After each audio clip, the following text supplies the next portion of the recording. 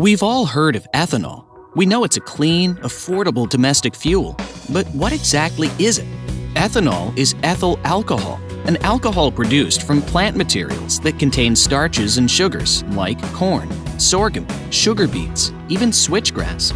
In our country, corn is the predominant plant source used to make ethanol.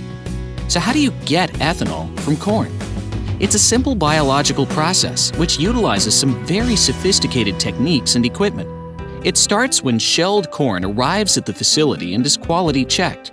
The corn is then ground to a fine granular consistency so that the starch matter in the kernel is exposed. The dry cornmeal is mixed with water to form a slurry mixture called mash. The pH is adjusted and the mash is heated to a certain temperature. Enzymes are added, and at the proper pH and temperature, the cornstarch is converted into complex sugars. After this liquefaction process, more heat is added to cook the mash, which kills unwanted bacteria. The mash is then cooled to around 90 degrees and sent to fermentation vessels. Now we're ready for the next step, fermentation. Another enzyme is added to further break down the sugars into the simple sugar dextrose. Yeast is added. The yeast consume or eat the dextrose.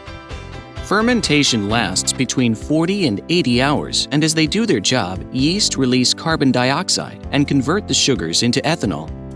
Once fermentation is complete, the resulting mixture is called beer and is about 17 to 18% ethanol by volume.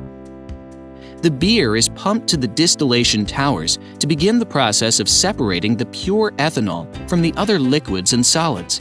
Heat is applied in the first distillation column, causing the ethanol vapors to separate from the liquid and rise to the top of the column, where they exit and flow to the next column. What's left behind in the first column is now called whole stillage and is further processed into valuable animal feed co-products or other renewable fuels such as biodiesel. More heat is applied in the second column, and the ethanol again rises to the top and is now further concentrated to 95% ethanol. These ethanol vapors then exit the column and pass through a condenser, which turns the vapor back to a liquid. Now in liquid form, the ethanol passes through a molecular sieve process to extract the small amounts of remaining water. This results in the final ethanol product, which is about 99% ethanol. It is transferred to storage tanks and then loaded onto rail tank cars, cargo tank trucks, or barges for shipment. In the process to make ethanol, nothing goes to waste.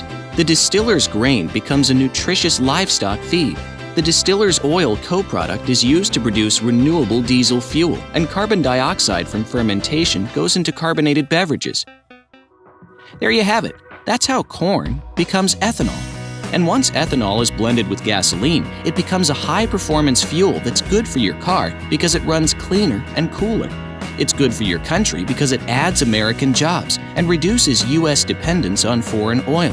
And it's better for your environment because it's a renewable fuel that greatly reduces harmful tailpipe emissions. And to think, it all started with corn.